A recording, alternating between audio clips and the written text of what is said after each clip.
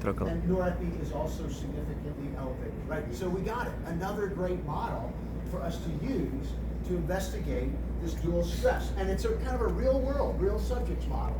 Cortisol, which is what we were really interested in. ACTH is a precursor to cortisol. And we know that cortisol is going to be elevated about 15 minutes afterwards. See what we did? So it elevates initially too, but we got it right there. Right? So kind of nice. And you'll see in a minute that it's really important. It's really important to know all your timelines. When should you see the increase, and when will the increase either disappear or it hasn't happened yet? You got to know your timelines. But here we got a lot of great evidence. So now we wanted to delve into this kind of model, right? You've got the dual stress, you've got the sympathoadrenal axis, the hypothalamic pituitary axis, you've got mental stress, you've got physical stress. All of this is going to be combined. We're going to get an inflammatory response, we're going to get endothelial function, and hopefully you live, right? That's the kind of model that we're looking at, right? So now we have to go into these inflammatory responses. Before that, we had so much evidence on the immune system and endurance activity, really. So we wanted to just look at the immune system generally before we went after the inflammatory responses. And so sure enough, let's see, when we did these studies, we would always have models, and this is an example of a model. One protein leading to the production of another protein, stimulated by another. We've got these nice little biological pathways that we always talk about. And so we would continue to look at these, and we would end up looking at all these different inflammatory cytokines, or simply cytokines that would lead to the production of inflammatory cytokines, right? And in this case, Phil Chung-Yung Huang, Phil, we call him Phil, still call him Phil. He published a series of articles. He published a series of articles on this immune system in very nice journals, but just showing this immune activation, this immune activation, this immune activation. In response are correlated to cortisol or even catecholamines. No big surprises, but we needed to be able to show that we are activating the immune system in a manner that is in parallel to other physical activity, high intensity physical activity, right? These are lower intensities, but they're dual stress. That's the kind of message we wanted to come up with. So then, our data was not always as consistent as we'd like. This is not from our lab, but we ran into this study, and what they found was gender differences in stimulated cytokine production following acute psychological stress. And they were looking at men, premenopausal women, and postmenopausal women. The idea here is that postmenopausal women have a higher rate of cardiovascular disease than men their age, and they die of heart disease at a higher rate in the U.S., at a higher rate than men, right? So they're a really interesting group. But the only way they were able to identify that it was linked to inflammatory production was by stimulating cytokine production after you take the blood, you find these cells, spin it all down, you got your immune cells, now we're going to activate them, right? We're going to see which ones respond, right? And how much they respond, because the stress overall is not enough to see a change in the inflammatory cytokines. It's too small a stress. So what we do is we stress them again, or overstress them with a biochemical that we know will trigger a response. And then we can compare groups like this, or we can compare lean people and obese people, or we can compare young people and old people. Right now we've got another technique. I didn't know how to do this. We had to go visit a physiologist and spend months and months in their lab, and thank God we were able to find one. So the LPS is it's actually a lipid that we're going to use to interact with membrane receptors to induce the activation of inflammatory pathways. And in addition, what we're going to do is we're going to look at gene expression, because all the literature was inconsistent in finding an increase in the pro-inflammatory cytokine concentration. The protein was not being produced enough to see a change in the blood. But we could look back at those cells and we could see if the RNA had been triggered. That's the gene expression. We can see if and the data was very consistent. When you looked at RNA, mRNA, it was activated. So the idea was, again, if you had a higher intensity of the stress, right, or if you had a longer stressor, you would have seen a change in the concentration. But because we can't do what Roddy did in the lab, we have to go through these techniques in order to do it. So sure enough, that's where we went next. Phil led the way. He's a full professor at Florida Atlantic University. Again, heart rate, we got all the norepinephrine, of course, and we got all the changes. We always have to show that, right? And then if we look at these LPS stimulated changes, the bottom line is this: the mRNA shows it more consistently than the protein concentration itself. Right? So the mRNA still is showing us a little bit better. Now we had protein changes here, but they're more consistent and cleaner if you look at the mRNA, the precursor to the protein that will be produced by that cell. So we also went in and looked at BMI. This was the first study that we looked at BMI. I can tell you that I'm not going to go over this data because it's a little confusing. The correlations are just a little confusing because we would expect, for example, a positive relationship here. But what we were able to learn from this inconsistent data was it's a timeline issue. It's the time at which we see peak values in IL-6 versus the time in which we see TNF-alpha, two different pro-inflammatory cytokines. It takes longer for us to see IL-6 changes than it does for the TNF-alpha. And we believe the TNF-alpha was actually coming down by the time we measured it. That really gave us a lot of information about our protocols and how we're going to be better at targeting this. So timeline for synthesis and clearance of each cytokine is unique. That's what we were able to learn, and that was really important. So now we're going to look at obesity, and we're going to look at leptin. Now leptin, we were just talking about women's physiology, or women's access to physical activity. And what we know is leptin becomes a really interesting hormone because it behaves and is responsible for different functions in women and men. And it does seem to function differently throughout the menstrual cycle. It's related to the menstrual hormones. So we were interested in moving towards women. We were interested in, because they die of heart disease at a higher rate than men. So we wanted to start looking at something like leptin, but this is in men. This is in men. Increased body fat, increased leptin, decreased appetite. That's what the normal weight person does.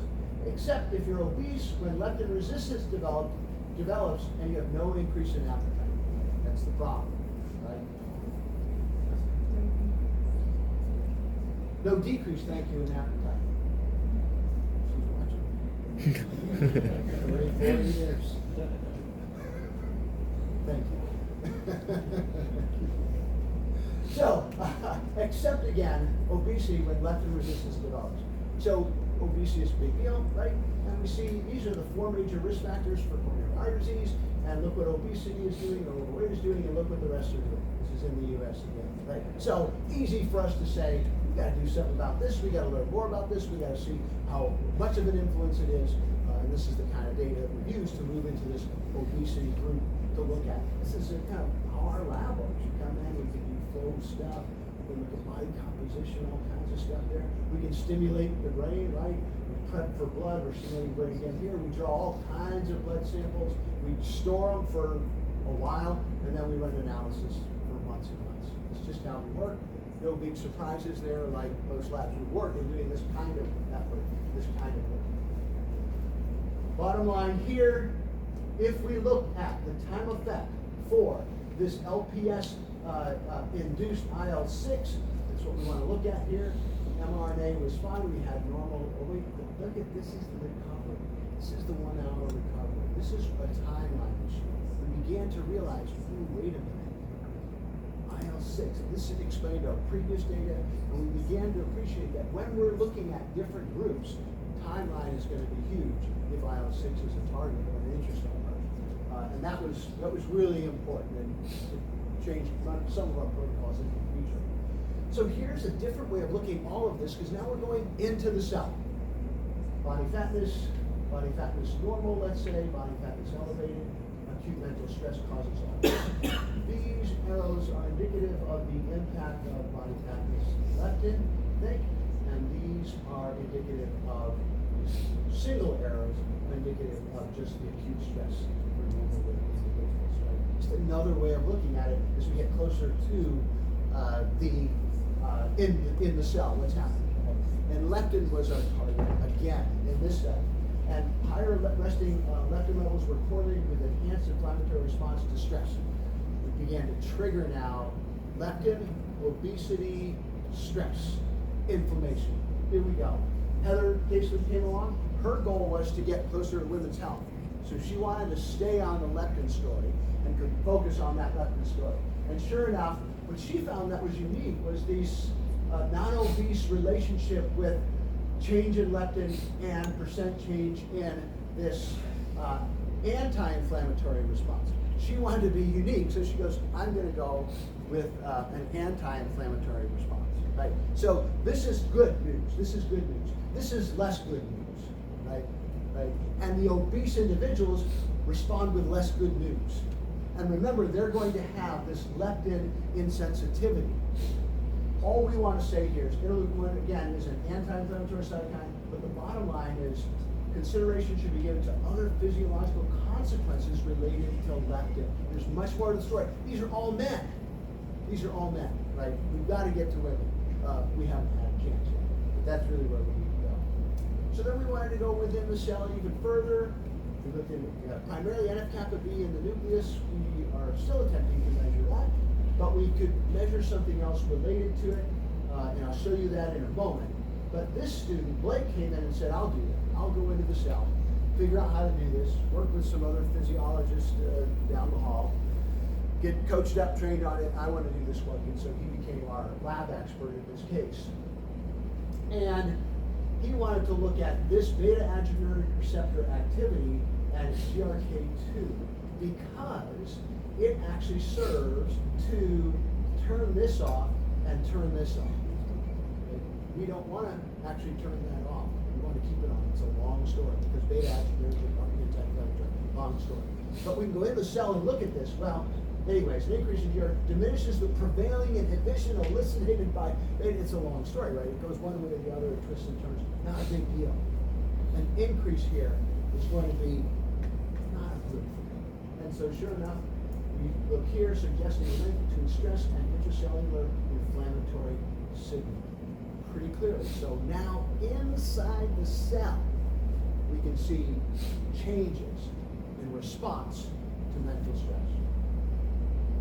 Elevation to GRK2. Then, this is like the last study I'll cover here. Then Aaron Slusher came in. He did a number of studies leading up to this study. He was interested in an aging cell. He thought it was really all, we were just being crazy. It's really related to the aging mechanism within the cell that would explain whether you're more pro-inflammatory or not. There was already evidence showing that, but he wanted to be very specific with these populations. And so this is what his research was based upon. If you have these telomeres that stay longer, right, versus telomeres that shorten, the cardiovascular event-free survival is greater if you have a lengthened telomere. Telomeres tell us the functional age of the cell. The functional age of the cell. Now you can actually look at the function of the cell itself at that moment by looking at H-turn. H-turn is critical in maintaining length and structural integrity of a telomere. So the more you have of this is really good. It's going to protect this. If this goes down, you're losing the functionality of that cell. So let's see what he's got here. Shorter telomere length in middle age compared to young adults. Nice data here. Increased concentration of pro-inflammatory cytokines with younger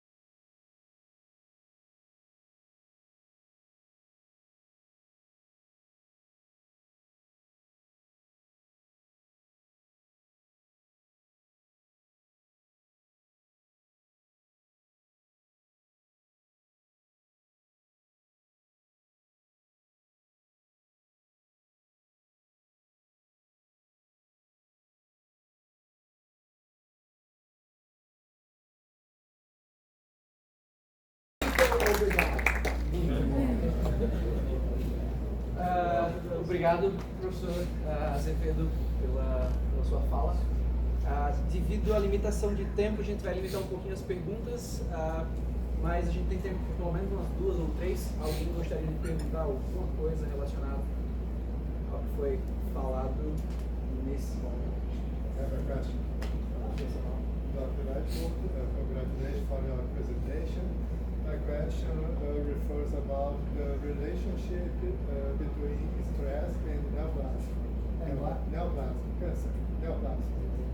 We can see that in some countries, like England, United Kingdom, the neoplasm is the main cause of death, shooting.